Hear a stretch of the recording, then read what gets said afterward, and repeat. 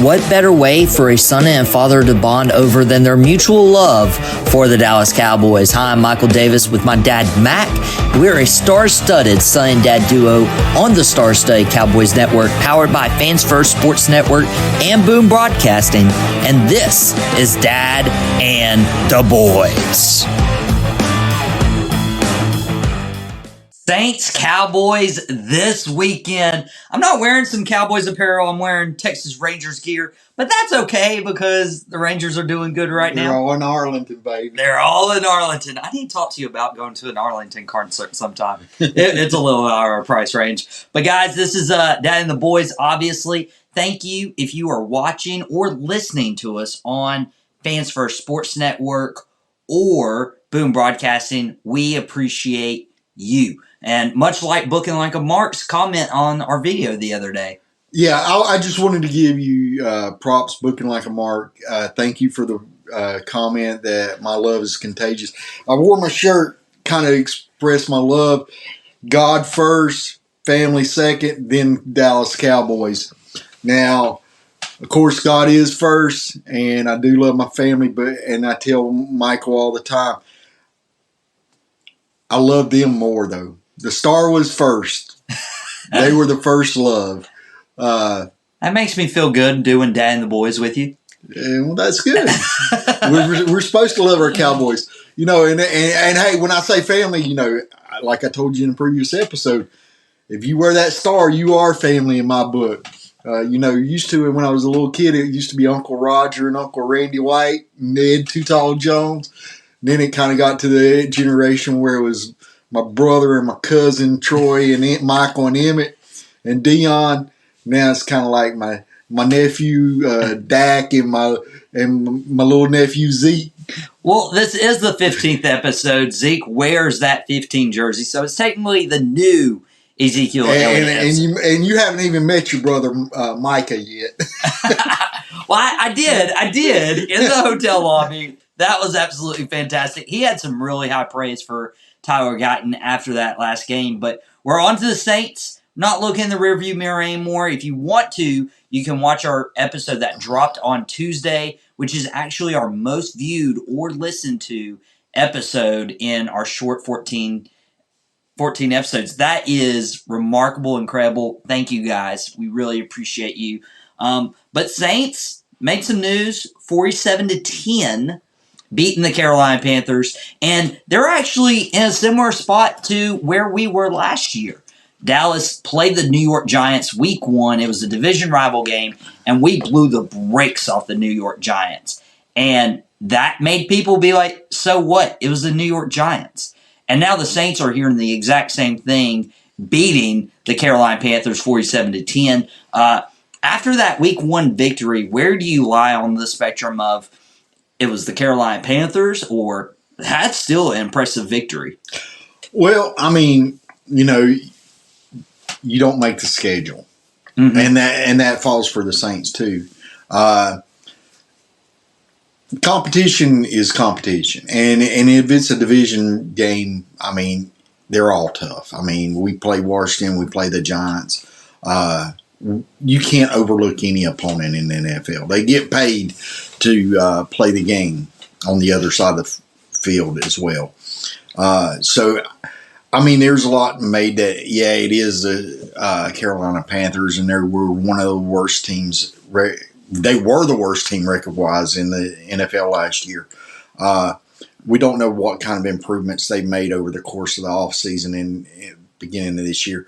And we don't really know what holds for the Saints. I do know this, so this is a very important game because if you break it down, you know, there's 7 spots in the NFC for playoffs. This is, and you figure that the East is going to send 2, and I fully expect that. And you figure that the Central will at least send 2. The Central? That's a throwback there. The North. Yeah, the NFC North will send 2 because I figure even with the kid getting hurt, Jordan Love, I figure that Green Bay is going to be a formidable adversary and potentially a playoff contender I do look for Detroit to win that division. I also look for an improved Bears team. I said earlier in our one episode that I do believe that they're going to win enough games to make the playoffs. So, I mean, Saints need this win. Saints need to win, and I don't know. I figure, you've got the Saints. Well, you've got the Rams. You've got Green Bay, maybe even the Bears, and Dallas and the Saints competing for a playoff spot. So 5 teams competing for 3. If Dallas doesn't win the East, which I fully predict them to be. So, Philly, you're competing against the Warriors. We're going to help you out this week, hopefully. So, I mean, this is a very important game. I mean, it's hard to talk about playoffs in week 2, but when you're facing a conference opponent, you need to take care of business. Yeah, and I hope they do take care of business this weekend. Saints, Cowboys, there's some people who are already showing up on the injury report for the Dallas Cowboys. The tight end spot all of a sudden looks very weak. Obviously, we traded Hendershot to the Kansas City Chiefs earlier this offseason. Isn't that usually how it works? It really is. Like, once you get rid of your backup, your starter goes down. Now, I think we avoided a serious injury with Jake Ferguson in last week's game against Cleveland Browns, but he's listed as doubtful. A backup tight end who shined last preseason and made the team this year, John Stevens, is out. So all of a sudden, it just looks like Luke Schoonmaker and Brevin Ford. Brevin Ford and Hunter Lipke. That was the name I was going to bring up. Hunter Lipke practiced during the offseason as in the tight end role. And so, I mean, you got him there for catching. And if you always need a blocking tight end, you can throw an extra offensive lineman in. There's been a lot of chatter about, will Dallas go out and get somebody on the free agent market? I really don't see them going out and spending that money. For a temporary guy. Now, if it would have been worst case scenario, I do believe we would have reached out to someone. I don't know who, because there's not a lot out there on the market for a tight end. So I'm not really worried about that position right now. I think Stevens is going to be close to coming back. And I think Ferguson is week to week. He's listed as doubtful. He's still not even ruled out as of yet. He did not practice today. Him nor Stevens did. And so, but they have been off working with the trainers and off to the side with coaches a little bit. So I think they're within a few weeks of coming back. Hopefully that would really help Dallas out. For the Saints, right now they have some defensive line issues when it comes to health. A couple of their rotational guys who were their first and second round pick last year. People keep complaining about Dallas not having guys. Dallas drafts well. Draft well. And the first and second round pick of the Saints are bottom of their rotation right now. And they were just drafted back in 23. So literally 18 months ago, give or take, obviously. And you have to question that because, I mean, you think about it. Dennis Allen, the head coach, who should have some say-so in that room at draft time, he's a defensive guy. I mean, he was their ex-defensive coordinator. And if they're having trouble spotting defensive talent, that doesn't bode well. No, that's an issue you got to take care of. So there's defensive line issues. One of their defensive tackles have been ruled out. But a couple guys who are questionable, who you really don't want questionable, is corner Marshawn Lattimore and their offensive tackle Fuaga. Now, we just saw the Cowboys beat the Browns 33-17. CeeDee Lamb had a good game, but more importantly, the defensive pressure Mike Zimmer put on the Browns' offensive line when they were missing both of their tackles was a lot. And I know there was a lot of talk about the quarterback at Cleveland, Deshaun not being a great quarterback or anything like that. But he's a mobile quarterback. David Carr is not. No, Derek Carr is not. Derek. I wasn't going to correct you twice. David's his older brother, so I mean, again, these names run together. Unless you're a Cowboy, it doesn't matter what your name is, in the words of The Rock. If you smell, well, I smell some issues for that offensive line, and especially with Mike Zimmer's pressure this past game. 44.6% of the plays that the Cleveland Browns offense played, particularly when Deshaun Watson was throwing the ball, he was under pressure. And that is a Zimmer defense. And that's really without the blitz. I mean, we really didn't blitz a lot throughout the game, which is impressive because you got guys that actually are generating and creating pressure. The problem with Zimmer's defense for the opposing team is they can't tell where the pressure is coming from. And who is coming all the time. And he disguises it well. I mean, and he moved Parsons around on the field, so you had to account for him. But there is no account for Parsons. You're not going to stop him. If Michael wants to come, and definitely if it's one-on-one, he's there. And Overshown's defense flying around the ball, he showed up and showed out. And it's going to be very important playing Saints and Alvin Kamara. Yeah, I don't know if we're getting the old Alvin Kamara or the Alvin Kamara from the last couple of years. But there again, he is a dangerous player. I don't know if he's on the downhill slide of his career, though. Yeah, I'm sure Saints are hoping not. I'm sure Cowboys fans are hoping just, you know what, take this week off. At least for this week. Yeah, just take this week off. It's going to be an interesting time when you have Kamara against the linebackers, especially with the Cowboys' run defense. But more importantly, like, how does Kalen Carson and Trayvon Diggs fare up against guys like Chris Olave and Rashid Shaheed, who torched the Carolina secondary? I know it's two different secondaries when you look at the Panthers and, you know, their injury history versus, you know, Trayvon Diggs and Seatbelt Carson. He did really good last week, but it'll still be a challenge. It will, and I mean, you know, again, the other guys get paid too, and paid very well, by the way. But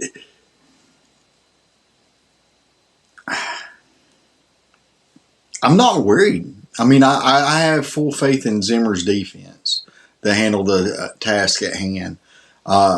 We're not the Carolina Panthers, and we're playing at home. This is our home opener. I think they're going to set a tone. They didn't lose a regular season game at home last year. They did lose to the Green Bay Packers in the playoffs, and I hate bringing that up. But this team did establish a presence at home that's super important, and it gets established really on the offensive side of the ball for Dak to get going, along with CeeDee Lamb. Ezekiel Elliott showed glimpses and flashes of the old 2016 Ezekiel Elliott, the one who wore 21, not 15, hurdling guys, getting in the end zone. So for Zeke to start the feet in motion and get that crowd going, I think it's super important. It is, and I mean, that's one thing I think we missed last year was Zeke's energy and his enthusiasm.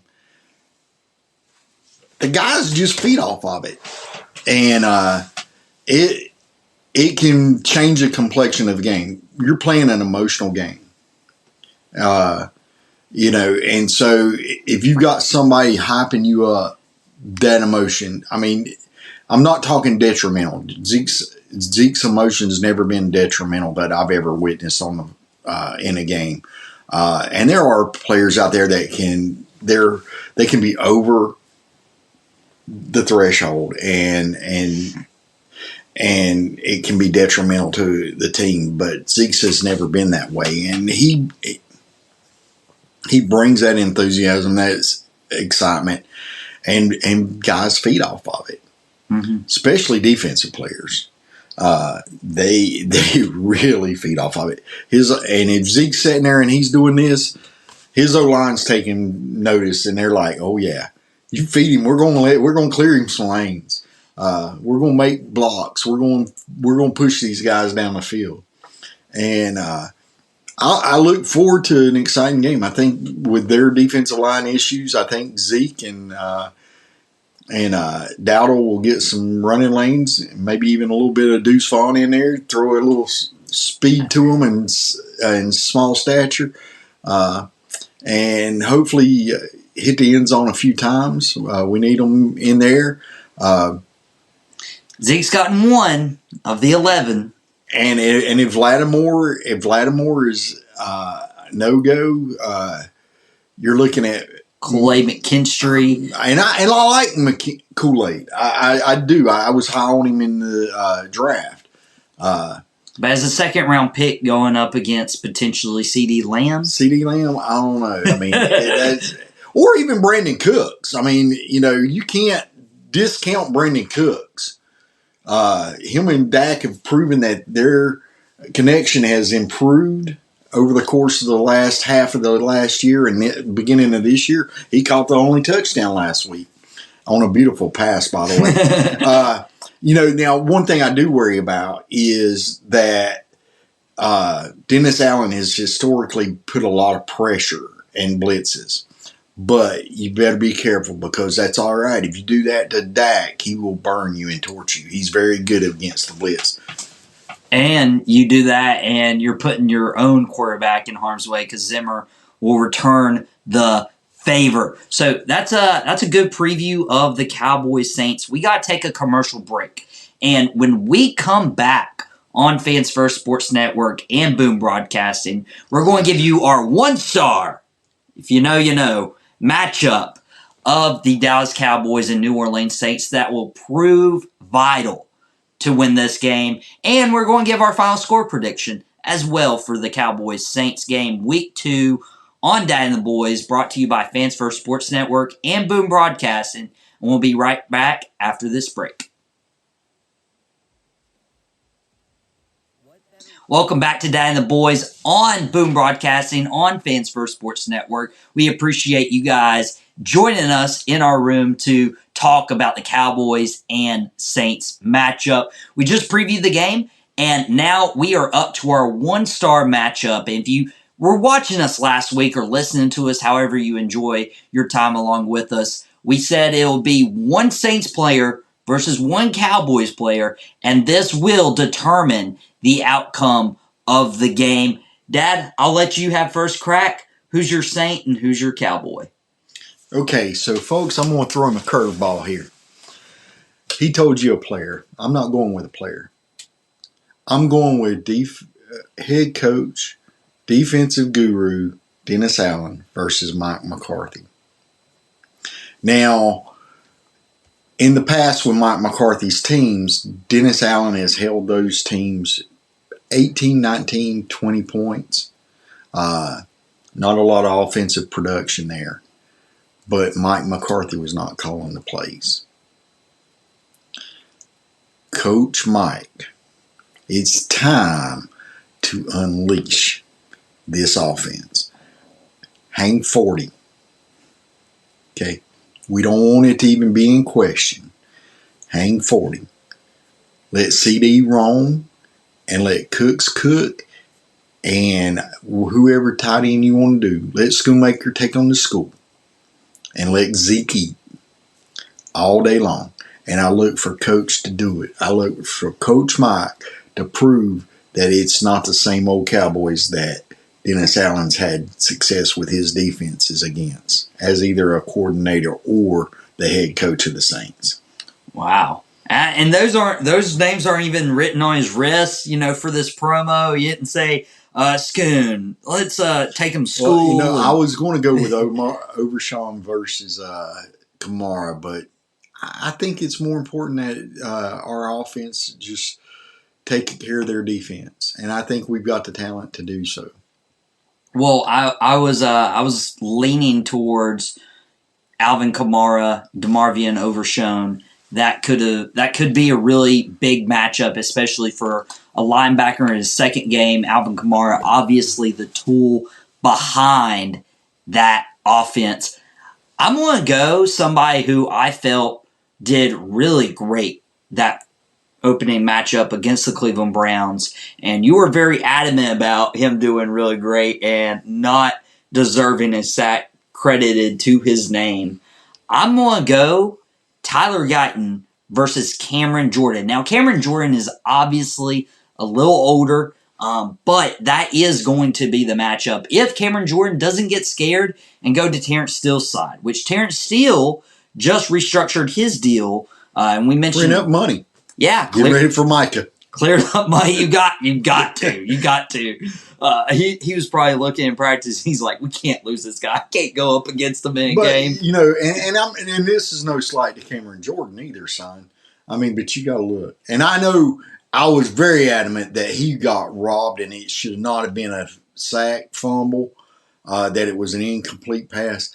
But I want you to, somebody pointed out that the defensive player of the year, reigning defensive player of the year, put his hands on Mr. Prescott one time. One time. It's pretty good there, Brooke. That's pretty good. That is pretty good. And Cameron Jordan, yes, he is older. And he had He's not Myles Garrett. He's not Myles Garrett. He's had a main stretch back in 2019 to 2022. Last year was kind of like a down year for him. And that was a very rare. He only had 2 sacks last year for the Saints. But it was the Saints. He didn't have much help. He probably won't have much help with the defensive line depth. And what's he had this year? I mean, he had 0 sacks in one game last year. Last week. So he's had 1 assist on a tackle? Yeah, I would still be weary of. You got it, Rick. You got him. Dad's fully confident. You got him. Dad's fully confident. But it will be cool to see a veteran defensive end and see how he tests for rookie. Well, and you know, it was amazing listening to Micah in an interview talk about it. You know, he's sitting there and let's face it, what we said all along, this rookie's getting to go in, day out in practice, facing the best pass rusher in the league. And so he was talking to the Rook, and the Rook says, well, I saw you beat Tyron Smith in practice. You know, I saw you where you beat Tyron Smith. And he says, you know what? Tyron was showing me how to beat him. Think about that. Tyron was showing Micah how to beat him. So Micah's returning the favor and showing how to stop him to the Rook. So, folks, he's getting prepared. Just sit on the sideline, son, because you ain't getting a sack this game either. That would be huge. That would be huge to keep Dak clean. And now we get to our final score prediction. The Cowboys hosting the New Orleans Saints. Both are 1-0. One of these teams are going to 2-0 unless we have that awful tie roll in the NFL. Hopefully not. It's a rare 1 o'clock game. I believe Tom Brady's commentating this one as well. Wow. So we'll. Tom's just going to buy a home in Dallas, folks. It's weird. Like, first of all, a Cowboys game at 1. Brady would usually be calling the 4 o'clock games. Now he's going to a 1 o'clock game to still get the Cowboys. Hey, I know, Tom. Look, I know you were in Tampa too, but Texas has no state tax. Texas has a no state tax. I don't know what we're obviously not putting them at quarterback. We got our guy. No, but I mean he gets paid for announcing very well too. By the way, that is true. But we get Saints, Cowboys. Cowboys are actually favored as of this moment when I'm saying these words by 6 points. Are you taking them by 6? What's your prediction? You know my prediction always. By 1 point, Dallas will make it to 2-0 for the first time consecutive in back-to-back years since 2008. Dallas Cowboys by 1 point. He's taking the Cowboys by 1 point. I'm going to go ahead and say the Cowboys win by 12. I feel like if we can stop the run, then we'll be okay. And being at home, getting that home energy. Derek Carr, very serviceable quarterback, not in the top 10 of the league. Dak Prescott obviously wins that matchup for us. But I think it's a good game. But still, Cowboys by 12 is my prediction. And glad I'm not getting slapped right now or disowned or put up for adoption. I think he rescinded the adoption papers. He's got another week in the household. Let's go! I'd hate to move all my Dallas decor. Yeah.